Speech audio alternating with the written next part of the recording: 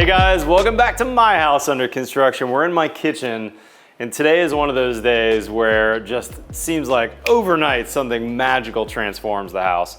Now, if you watch my videos, we put these crystal cabinets in a long time ago and they're pre-finished, but they were covered with a bunch of protection board for a long time. Now we've taken that down today because today is the day that the Countertop guys have come to install my Caesar stone countertops. I'm going to talk about in this video the process of installing those, a couple best practice tips, why I chose this Caesar stone, and of course some durability tips for you to make sure your countertops are in the best shape as well. Today's build show from my kitchen. Let's get going.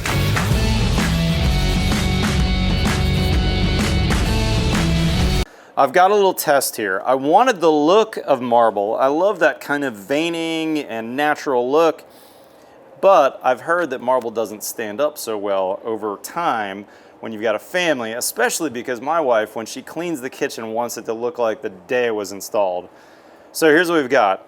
Caesar stone. This is actually a cutout from my kitchen. You can see they make it really look like marble, even though that's a man-made material. This is quartz. These two are real marble samples. This is marble and this is marble. Here's a cutout from my actual kitchen. This is my cooktop cutout that I cut a section off for this test. And we're gonna test it between wine and coffee to see what happens. All right guys, a little bit of a spoiler alert. I did this test yesterday on marble and I used wine and coffee. And this sample had a puddle of each on for 90 minutes. I wiped it off with soap and water, and then I wiped it off with simple green. And check out the staining that happened on this marble sample. You can clearly see the purple stain and very clearly see the coffee stain where the coffee spilled over the edge, it's soaked in. Marble is a very porous material, and it's disappointed a lot of people over the years who love the look when it's installed new, but don't love the patina, as we say. Caesar stone, on the other hand, this is a man-made material. It's made from quartz. I hear that it's pretty bomber, pretty impervious. I'm gonna test it. And let's test it with another piece of marble just to see if this other style of marble maybe is more impervious than this style. So, red wine and coffee. Let's set the timer. Let's do Cabernet first, the finest Cabernet available at 7-Eleven. Let's put a little puddle on each. Oops, I need a little bit more on this Caesar stone. That's not quite enough.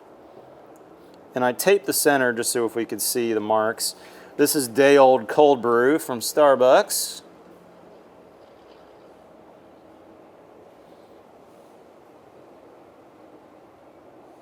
Okay, we did that pretty good. And let's hit the start button here. And we got a time lapse going. We're gonna let this sit for, I don't know, 90 minutes, 2 hours, maybe a little more. We'll come back in a bit.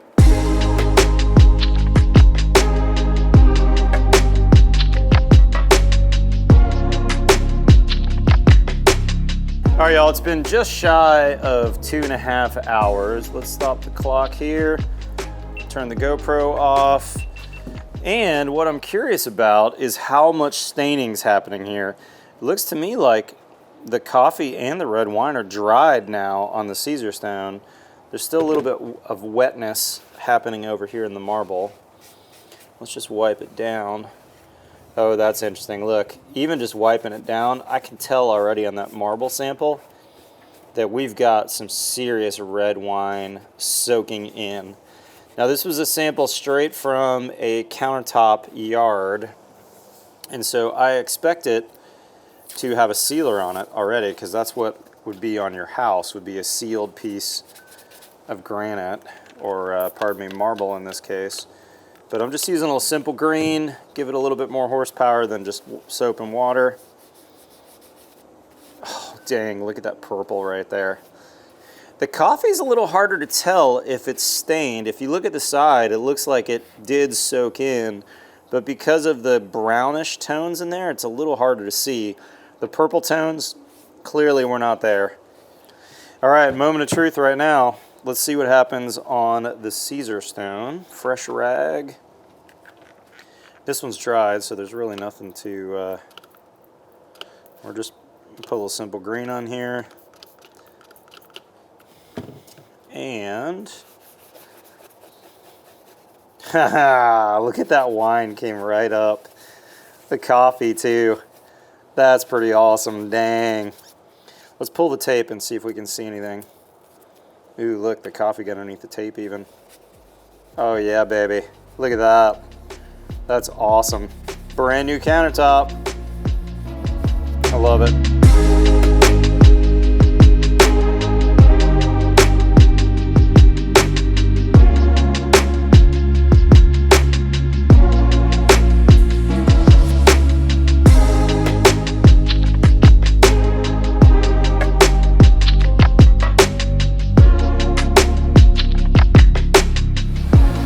All right, y'all, sorry for the noise. Busy job site makes a happy builder.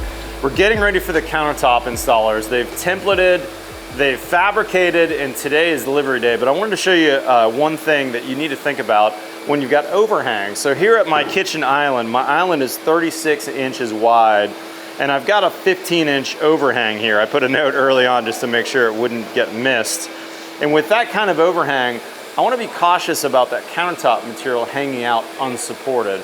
Now check the Caesarstone guidelines. You know, for instance, I'm able to go unsupported over my dishwasher, but when you've got this kind of surfboard effect, especially when I've got kids in the house, I'm worried my kids are gonna stand on this countertop and try and change a light bulb above or do something dumb.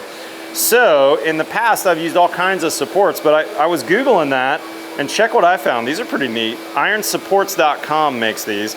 It's basically some 1/4-inch steel strap material. They put a nice little 45 chamfer on the end there, so it won't be sharp for someone who's coming in to slide a stool in. And what I like about these is they're painted white already, which is kind of neat because my Caesarstone, you'll see in a minute, is going to be white. So here's how we installed them. Jorge routed out a depth, basically a notch on my end here. This is some walnut panel right here, and he's routed that out so that this will be flush with the countertop. Now these are 32 inches long.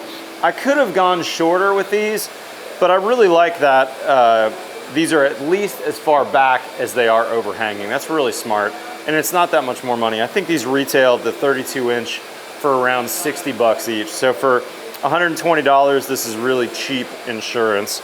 So what we did was we took a piece of poplar, little PL Premium Max on there, glued that down, screwed it.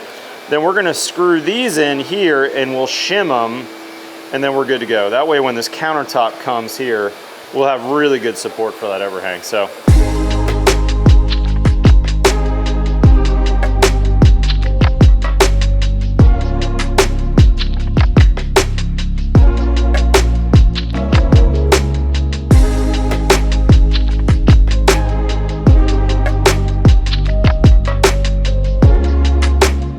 Install has started, and man, it's fantastic to see this big slab here on my island. I mean, this slab and kind of this veining that you're seeing is a big reason why I went with Caesarstone. I knew that I wanted a quartz countertop. Quartz is generally extremely durable, and of course, Caesarstone, I've had great success with them over the last 15 years as a custom builder. They seem to have the best, hardest product, most durable product. But what they've added in the last couple years is things like this really natural looking veining. I think most people coming to the house are gonna say, I love your marble countertops. And I'll tell them, well, actually they're Caesarstone. Fantastic and very natural, but all those benefits of quartz and of Caesarstone in particular, which is non-porous, non-staining, very easy to care and clean for, really hardly any maintenance to do on them. Now let's talk about a couple of the details though. So first off, let's talk overhang. So you'll notice my cabinets are what they call inset cabinets, which means that my face of my drawers is not on the face of the frame, it's actually inset, and sometimes they're considered inset flush. Gorgeous cabinets from Crystal.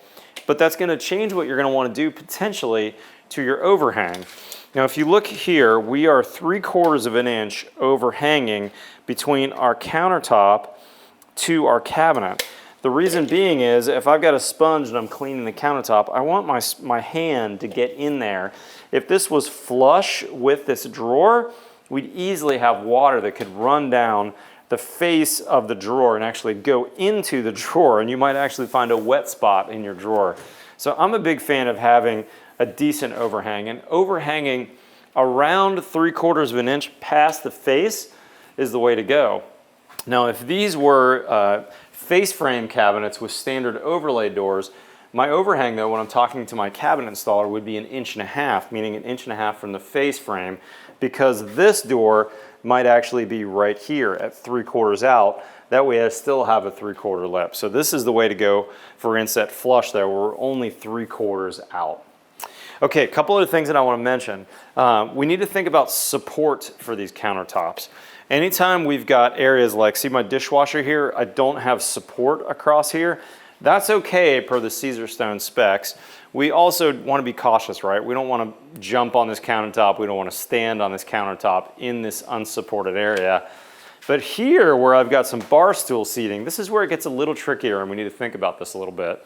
Caesarstone says that we can go 1/3 of the span unsupported. Now we've got a big old span here, but that doesn't mean I can have a big surfboard sticking out. That's going to be limited on your depth depending on the thickness of your material. This happens to be 3 cm material, which is basically 1.1 inches for us Americans out there. They also make this in a 2 cm, which is basically a 3/4. If this was a 3/4 material, they tell you that you can go up to 12 inches unsupported. And with this 3/4, or pardon me, with this 3 cm material, we can go up to 16 inches unsupported. However, I think you're always better to be a little more cautious. And on their website, they talk about a 70% rule, meaning that we'd like to see at least 70% of the countertop supported. So here's what I did. We did some island supports in this space here. And then in my desk, where my wife's office is, let's scroll down over here, we did a couple bracket supports. Now these bracket supports are giving good support here at the desktop space. And then we also screwed into the studs some 3/4 material so that now this has a place to actually adhere to. The countertop can be glued down into those spaces. Plus we've got some real good support in those areas. So now this unsupported area, I'm totally good. We've got really good support. I'll put a link to those guys in the description where I found those. But of course you could make something similar yourself as well from some heavy duty steel strap material. When Alpha came, they measured for this. This is a desk grommet, don't forget about those. And I ordered a Doug Mockett grommet that will fit in there. So my wife's computer will be able to drop her Ethernet connection and her plug-in for the Mac to the under desk area. Now another thing that we need to think about though is cooktops. Now in my kitchen I went induction and I got a Miele induction cooktop, which is very thin. It actually ends up being just a hair over 3 inches thick, but I put a drawer in my cabinetry below. So I'm actually going to need to cut the back of the drawer down and a little bit of the side to make sure that I've got room in there, but I'm still going to be able to take advantage of that drawer space underneath. And as you look at it when it's all done, it'll look very normal with a full size and operable drawer underneath.